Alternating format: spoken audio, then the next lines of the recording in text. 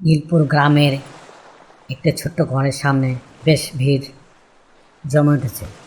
ঘরের উপরে একটা চমৎকার ডিজিটাল ব্যানার ঝুলছে। সেখানে ঝকঝকে ইংরেজিতে অক্ষরে লেখা আছে ইয়ামিনস কম্পিউটার ক্লাবস। এর এক গোপন রহস্য, মাত্র 3 বছরের ট্রেনিং, 100% জব গ্যারান্টি। পাড়ার বড় বড় ছেলেরা ব্যানার দেখে হাসাহাসি করছে।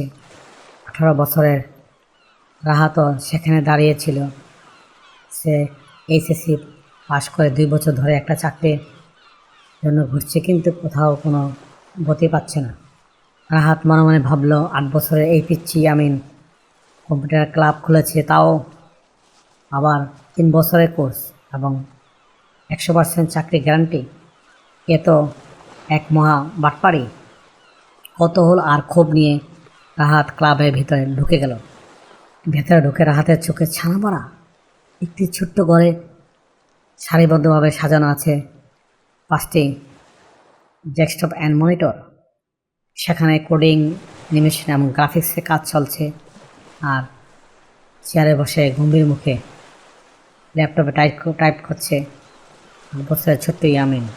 তার পাশে দাঁড়িয়ে ফাইলপত্র গোছাচ্ছে তার বড় ভাই আরিফ। রাহাত টেবিলে চাপ দিয়ে বলল, এই ইয়ামিন, কী সব ভুয়া ভুয়া ব্যানার লাগাইছিস বাইরে? 3 বছরের ট্রেনিংয়ে 100% চাকরি। তুই নিজে তো প্রাইমারি স্কুলের গণ্ডিও পার হসনি। ইয়ামিন চশমাটাকে নাকের ডগার উপর ঠিকঠাক করে শান্ত গলায় বলল, রাহাত ভাই, শান্ত হন। ব্যানারটা ভুয়া নয়, তবে হ্যাঁ, এর পিছনে একটা গোপন রহস্য আছে। আপনি কি সেই রহস্য জানতে চান, নাকি চাকরি চান? রাহাত একটু থমকে গেল, বলল, আমি চাকরি চাই। আমার ঘরে বড় মা বাবা আছেন, একটা আয়ের ব্যবস্থা খুবই দরকার। ইয়ামিন একটা লাল রঙের ডায়েরি এগিয়ে দিয়ে বলল, তাহলে এই ফর্ম সই করো। তবে একটা সত্য আছে, আগামী 3 বছর আমি যা বলবো সেভাবে কাজ করবে। ঠিক সেভাবে কম্পিউটার শিখতে হবে। একদিনও কামাই দেওয়া যাবে না। রাজি? রাহাত ভাবল, এমনিতে বেকার বসে আছে, দেখি না কী হয়। সে সই করে দিল। প্রথম বছর ইয়ামিন রাহাতকে কোনো বড় কাজ দিল না। সে রাহাতকে শেখাতে লাগলো টাইপিং স্পিড, কম্পিউটারের শর্টকাট, একদম বেসিক কিছু কোডিং অ্যান্ড লজিক। রাহাত মাঝে মাঝে বিরক্ত হয়ে যেত। সে বলতো, ইয়ামিন, এসব তো আমি নিজেই পারি, আমাকে বড় কাজ শেখাও।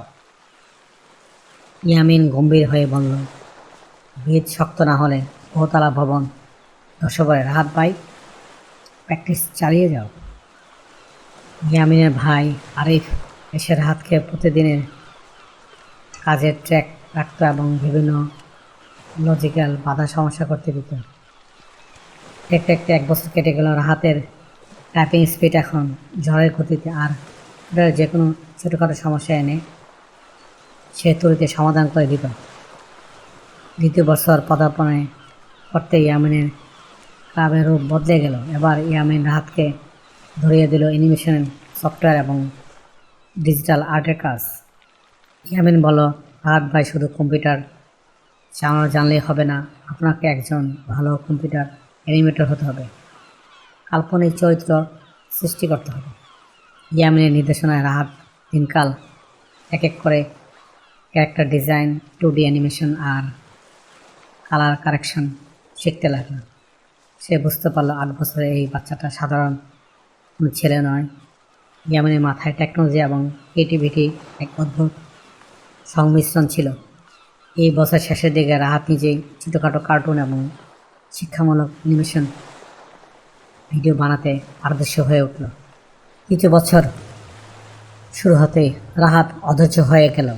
সে বলল, ইয়ামিন, 3 বছর তো শেষ হতে চলেছে, আমার 100% চাকরির রহস্যটা কি এবার বলবে? ইয়ামিন হাসল। সে রাহাতের সামনে একটা আন্তর্জাতিক ফ্রিল্যান্সিংয়ের ওয়েবসাইটের প্রোফাইল খুলল। প্রোফাইলটি রাহাতের নামেই তৈরি করা। ইয়ামিন বলল, রাহাত ভাই, আজ আপনার 3 বছরের ট্রেনিং শেষ। এই দেখুন, গত মাসে আপনার তৈরি করা অ্যানিমেশনের পোর্টফোলিও আমি আমেরিকান একটি বড় এজেন্সিকে পাঠিয়েছিলাম। তারা আপনার কাজ দেখে বেশ মুগ্ধ। হঠাৎ আরিফ ঘরে ঢুকে রাহাতের হাতে একটা পেইন্ট করা কাগজ দিল।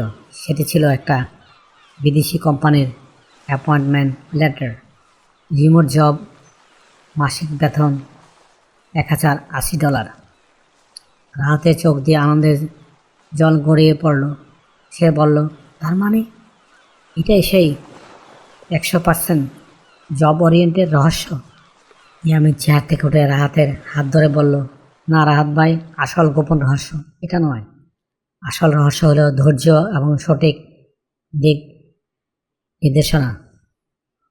সাথে সাথে ইয়ামিন আর বলতে লাগলো, আজকাল সবাই চায় 3 মাস 3 সপ্তাহে কম্পিউটার শিখে বড়লোক হতে, কিন্তু ফাঁকিবাজি করে কখনো আসল দক্ষতা হওয়া যায় না। আমি ব্যানারে 3 বছর লিখেছিলাম যাতে শুধু ধৈর্যশীল আর পরিশ্রমী লোকেরাই আমার ক্লাসে আসে, আর যারা 3 বছর ধরে প্রতিদিন নিয়ম করে স্কিল ডেভেলপ করবে তাদের চাকরির জন্য কারো পিছনে পিছনে ঘুরতে হবে না। চাকরি নিজেই তাদেরকে খুঁজে নেবে। রাহাত বুঝতে পারল এই 8 বছরের ছোট্ট মেন্টর তাকে জীবনের সবচেয়ে বড় শিক্ষাটা দিয়েছে। সেই ইয়ামিন আর আরিফকে জড়িয়ে ধরল। পরদিন সকালে নীলপুর গ্রামের মানুষ দেখল ইয়ামিন কম্পিউটার ক্লাবের সামনে রাহাতের মতো আরও 10 জন যুবক লাইনে দাঁড়িয়েছে, কারণ তারা বুঝে গেছে এই ক্লাবের গোপন রহস্য কোনো জাদু নয়, বরং কঠোর পরিশ্রম আর সঠিক দক্ষতার চাবিকাঠি। হ্যালো বন্ধুরা, আজকের এই গল্পটি কেমন লাগলো কমেন্টসের মাঝে নিচে জানিও। আর যদি গল্পটি ভালো লাগে কমেন্ট, শেয়ার এবং সাবস্ক্রাইব করো, আমাদের সঙ্গে থাকো। Thank you for watching. Please subscribe.